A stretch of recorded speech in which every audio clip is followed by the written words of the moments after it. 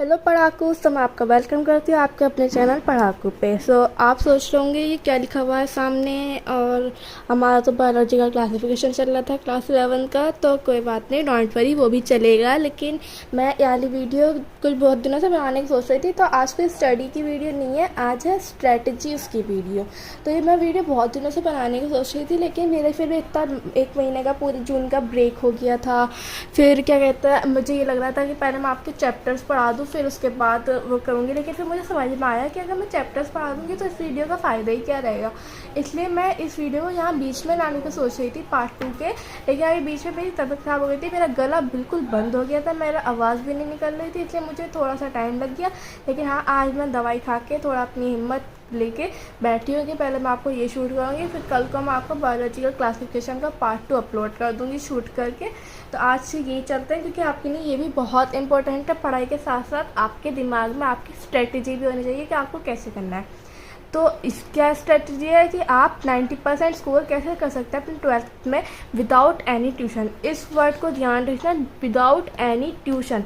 जी हाँ, मैंने भी बिना ट्यूशन के अपने क्लास 12th में 90% लाई हूँ। तो मैं आपको भी वही बताऊँगी कि मैंने क्या क्या करा था।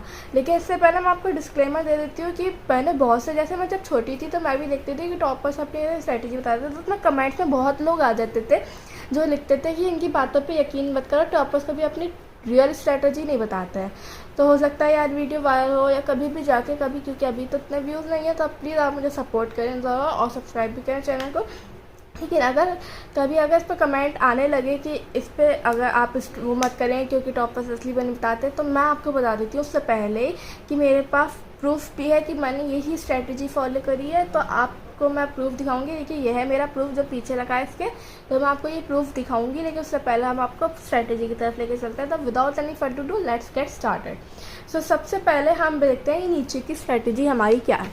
तो ये हमारा फुल टाइम स्ट्रेटजी है, वो हमारा सब्जेक्ट वाइज स्ट्रेटजी है। तो जो इधर साइड है, तो पहले हम फुल टाइम स्ट्रेटजी चाहते हैं कि आपको लेक्चर्स देखना है। आप यूट्यूब से लेक्चर्स देखें, मेरे लेक्चर्स देखें, या किसी और के लेक्चर्स, बहुत सारे चैनल्स अब तो बहुत सारी चीज़ें, तो आप उनके लेक्चर्स देखें, किसी के भी लेक्चर्स देखें। अपना आप भी सेल्फ स्टडी कर सकते हैं। सेल्फ स्टडी में वो लगा लो कि ये मेरा 1 लेक्चर है, ये मेरा 2 लेक्चर है, ये मेरा 3 लेक्चर है। एनसीईआरटी के हिसाब से, एनसीईआरटी सबके पास होगी या कोई और भी बुक हो तो उसके हिसाब से आप वो लगा लें। साथ साथ नोट्स ज़रूर बनाने हैं।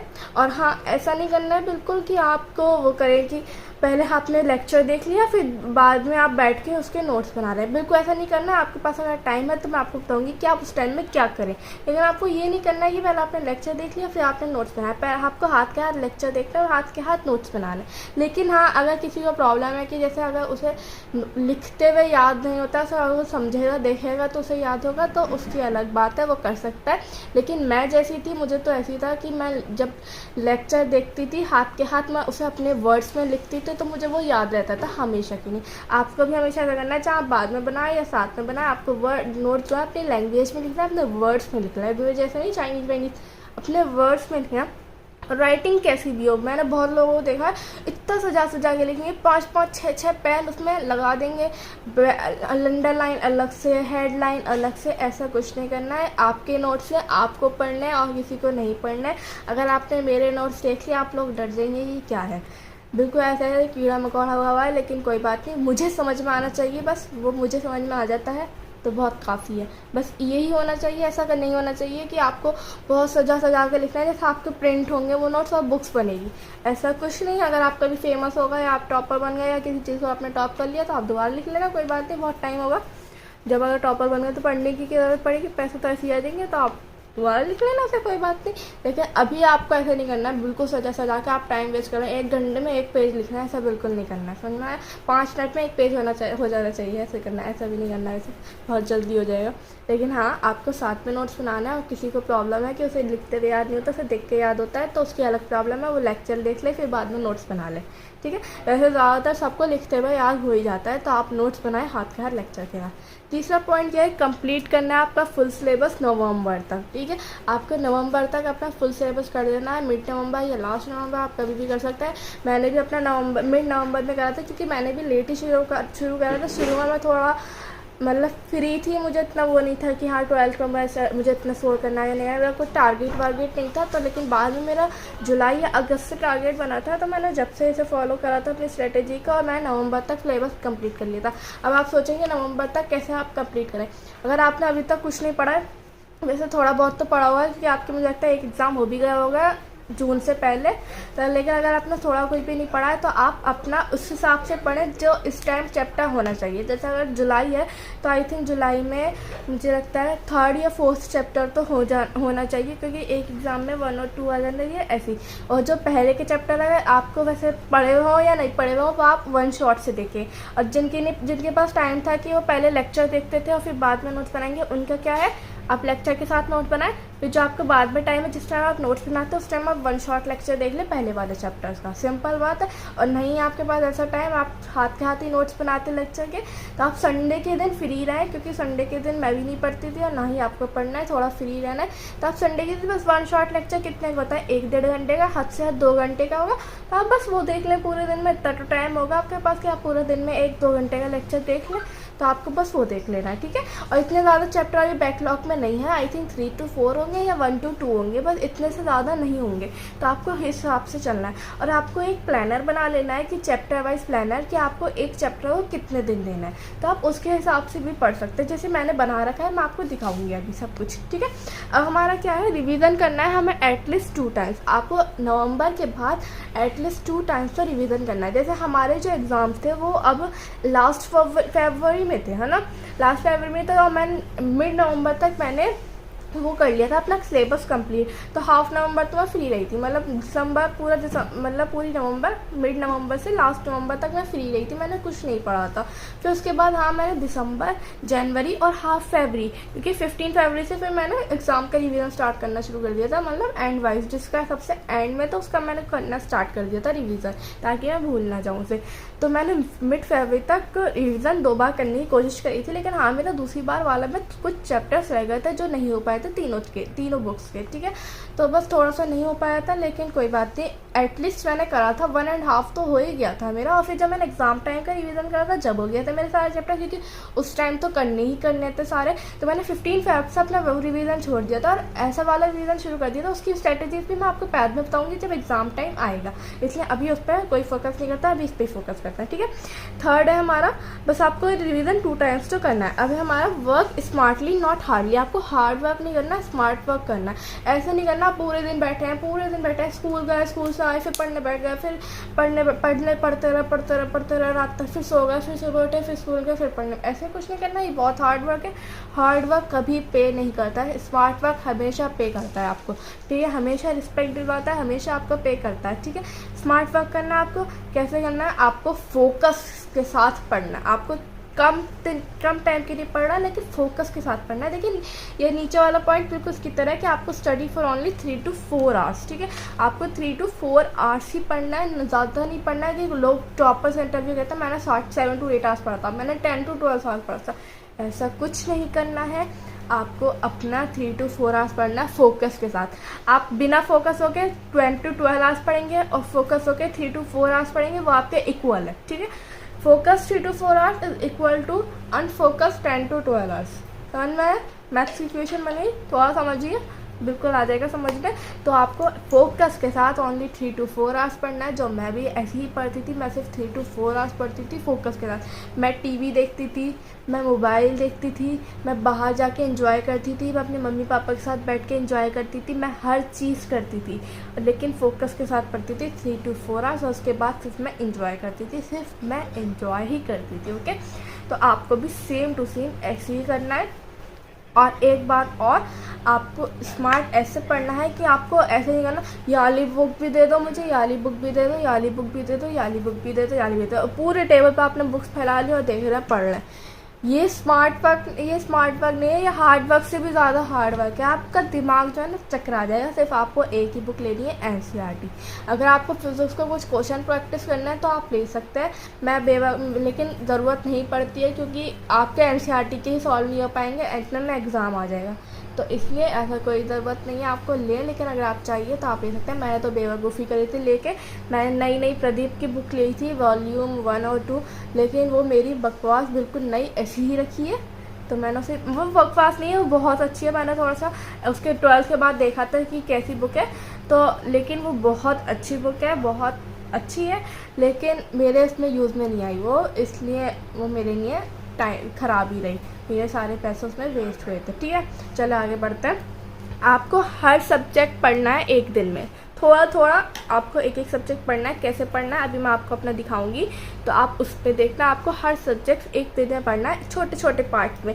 आप बायो का डिवाइड कर लें, आपको इतना पार्ट पढ़ना है, फिर केमिस्ट्री का डिवाइड कर लें, इतना पार्ट पढ़ना है, फिर फिजिक्स का डिवाइड कर लें, इतना ही पार्ट पढ़ना है। मेन इन तीनों को ही रख के चलना। और जो ये एक्स्ट्रा होता है, तो फिजिकल एजुकेशन है, ये आपके पास कंप्यूटर है, और इंग्लिश तो सबके पास ही होगी, तो ये एक्स्ट्रा होता है। इन्हें मैं नहीं पढ़ती थी डेली, मैं सच बता रही हूँ, मैंने डेली नहीं पढ़ती थी।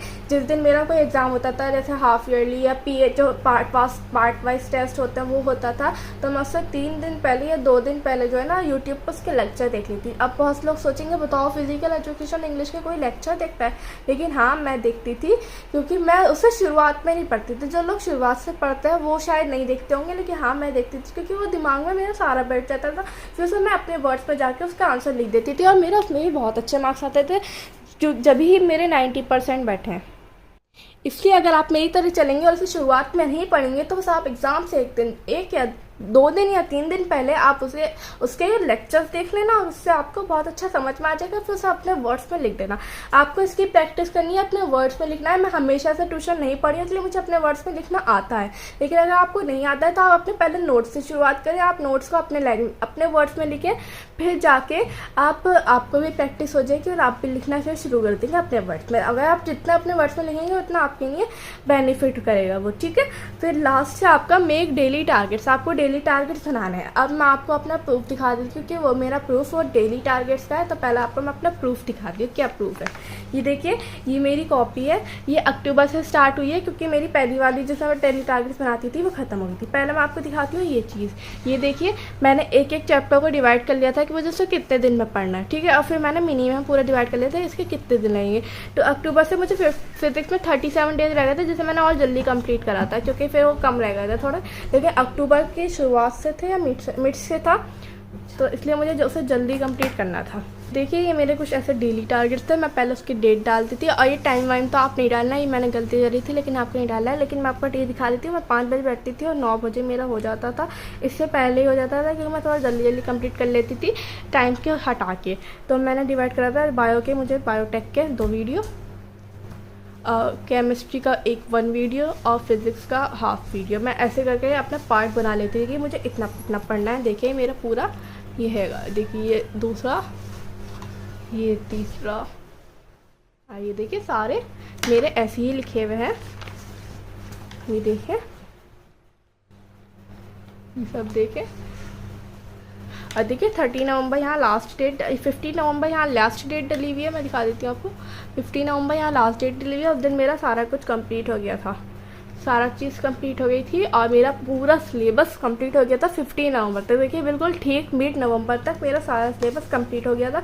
तो आपको भी ऐसे ही अपने नोट बनाना है। अगर एक चीज़ मैं आपको बताऊं, अगर आपका कोई अच्छा फ्रेंड है स्कूल में या कहीं पे भी, आपका कोई अच्छा सा फ्रेंड है जो आपकी क्लास में है, तो आप उसे अपने इसमें ज़रूर वो करें, इंक्लूड करें। क्योंकि जब कोई फ्रेंड होता है ना, तो आपको थोड़ा सा वो रहता है कि आपके ऊपर वो रहता है बर्डन कि वो आगे ना बढ़ जाए। तो मैंने भी अपने एक फ्रेंड था मेरी, तो मैंने उससे अपने साथ इसे इंक्लूड करा था, उसके भी बहुत अच्छा परसेंटेज बना। उसने फिर मुझे बाद में थैंक यू बोला था इसमें इंक्लूड करने के लिए। ठीक है, तो अब मैं आपको सब्जेक्ट वाइज स्ट्रेटजीज बताती हूँ सही से। तो पढ़ते हैं, पहले हमारी फिजिक्स की स्ट्रेटजी। तो सिंपल है, लेक्चर्स देखना है आपको, लेक्चर्स के साथ नोट्स बनाना है, प्रैक्टिस करना है क्वेश्चंस डेली। कुछ जितना आपने पार्ट पढ़ा उस पार्ट के आपको क्वेश्चंस प्रैक्टिस करना है डेली, और रिवीजन बिल्कुल मस्ट है। जैसे मैंने आपको बताया 2 टाइम्स करना है, तो रिवीजन बिल्कुल मस्ट है। केमिस्ट्री के लेक्चर्स देखना है आपको, नोट्स बनाना साथ साथ, एंड में आपको रिएक्शन चार्ट बनाना है और एक्सेप्शन चार्ट बनाना है, क्योंकि ये इजीली किसी को याद नहीं होता है। रिएक्शन को रिवाइज करना है फिर डेली। उसके बाद मतलब रिवीजन के टाइम आपको एंड में सिलेबस कंप्लीट करने के बाद रिएक्शन चार्ट बनाना है, क्योंकि ऑर्गेनिक केमिस्ट्री एंड में आती है, तो उसके बाद ही बनेगा तो सही रहेगा। फिर आपको उसके बाद उसे रिएक्शन को हमेशा डेली रिवाइज करना है, क्योंकि उसमें मैं थोड़ा पीछे रह गई थी, उससे मेरी थोड़ी परसेंटेज 90% रह गई है, गिर गई है, और ऊपर हो जाती है मेरी रिएक्शंस की वजह से गिरी है थोड़ी सी। तो इसलिए मैं आपको साफ कह रही हूँ, इसमें मैं आपको वो भी दे देती हूँ स्टार मार्क, कि रिएक्शंस को प्लीज़ ज़रूर रिवाइज करना डेली, क्योंकि रिएक्शंस बहुत लोग बहुत जल्दी भूलते हैं और वो सबसे ज़्यादा याद करनी है, उससे सबसे ज़्यादा क्वेश्चंस पूछे जाते हैं। मुझे लगता है बड़े एग्जाम में वैसे फिजिकल से ज़्यादा होता है, लेकिन मुझे ऑर्गेनिक केमिस्ट्री बहुत ज़्यादा लगी थी, क्योंकि अगर फिजिकल आती है तो वो बहुत कम लगेगी, छोटी लगेगी, लेकिन ऑर्गेनिक अगर जो चीज़ नहीं आती वो हमें चीज़ बड़ी लगती है कि इसमें से बहुत आया। ठीक है, रिवीजन मस्ट है और इसमें एनसीईआरटी रीडिंग भी मस्ट है। फिजिक्स में आपकी मर्जी है करें या ना करें, मैंने तो नहीं करी थी, लेकिन आप इसमें कर सकते हैं। और एनसीईआरटी के क्वेश्चंस करने बहुत इंपॉर्टेंट है, मैं भूल गई हूँ, मैं तो फिर यहाँ लिख देती हूँ साइड में। एनसीईआरटी एक्सरसाइजेस बहुत इंपॉर्टेंट है विद एग्जाम्पल्स, जो उसमें एग्जाम्पल्स दे रखे होते हैं वो भी बहुत इंपॉर्टेंट है, वो आपको करना है। वो आप रिवीजन के टाइम करें या हाथ के हाथ करें, आपकी मर्जी है, लेकिन आपको करना है। ठीक है, अब बढ़ते हैं बायो की तरफ। लेक्चर्स देखने हैं, नोट्स बनाने हैं डायग्राम्स के साथ, और डायग्राम्स कैसे नहीं करना, बहुत सारे पेन यूज़ करके उसे भी बहुत अच्छा बना रहे हैं, बस इतना आना चाहिए कि आपको समझ में आना चाहिए। थोड़ा साइड में अलग से बनाएंगे तो आपको दूर से दिख जाएगा। ठीक है, उसके पास कुछ लिखना विखना नहीं, बस जो उसका लेवल होता है लेवल करना, बस उसके थोड़ा दूर ही लिखना, तो आपको बहुत अच्छा समझ में आ जाएगा। एनसीईआरटी रीडिंग मस्ट है, बायो में तो एनसीईआरटी रीडिंग गॉड, बायो की तो एनसीईआरटी गॉड है। ठीक है, क्वेश्चन प्रैक्टिस डेली करनी है, थोड़ी थोड़ी, जितना पार्ट पढ़ा फिर कुछ क्वेश्चंस निकाल लीजिए या अपने पास से फ्रेम कर लीजिए, उसमें से फ्रेम करना आता होगा। मैं भी अपने पास से ही फ्रेम करके उसके आंसर लिखती थी। ज़रूरी नहीं है 10 ही लिखना है, 1 हो 2 हो 3 हो, कितने भी हो वो लिखना है आपको। ठीक है, अपनी वर्ड्स में लिखना है। रिवीजन मस्ट, रिवीजन हमेशा मस्ट है, क्योंकि रिवीजन ही है सक्सेस की की। ठीक है, रिवीजन सक्सेस की है, revision is the key to success, इसलिए रिवीजन करना बहुत ज़रूरी है। जितना रिवीजन होगा उतना ही आपको होगा। इसलिए मैं, आपने थोड़ा लेट स्टार्ट करा, इसलिए मैं नवंबर तक कह रही हूँ। अगर आप हो सके, क्योंकि मैंने भी नवंबर तक करा है, आप हो सके तो उसे अक्टूबर तक कंप्लीट कर लेना थोड़ा कोशिश करके, तो आपको बहुत अच्छा हो जाएगा। प्री बोर्ड में आप बिल्कुल रेडी होंगे, आपको बस रिवाइज करने की ज़रूरत होगी और फिर आप आराम से अपना प्री बोर्ड दे के आ जाएंगे। तो सिंपल हमारी यही कुछ स्ट्रेटजी थी। आप कमेंट में ज़रूर बताना आपको कैसी लगी। मैंने पूरी ट्रुथ के साथ बताई है जो मैंने फॉलो करी है, साथ में मैं आपको अपना प्रूफ भी दिखा दिया कि क्या प्रूफ था। चैप्टर्स का प्लानर ऐसे ही बना लेना जैसे मैंने बनाया है, डे वाइज टारगेट्स बनाना जैसे मैंने बनाए, और अपनी पढ़ाई स्टार्ट कर देना। All the best to you. वैसे मैं छोटी बनाने की कोशिश कर रही थी लेकिन बड़ी हो गई है, लेकिन कोई बात नहीं, मैंने हर चीज़ आपको डिटेल में एक्सप्लेन करी है। All the best for your class 12th। And अगर आप चाहें तो मेरी वीडियो से पढ़ सकते हैं। कल को बायोलॉजी के क्लासिफिकेशन का पार्ट 2 ज़रूर आएगा, तो मिलती है आपको उसमें। Thank you for watching, bye bye.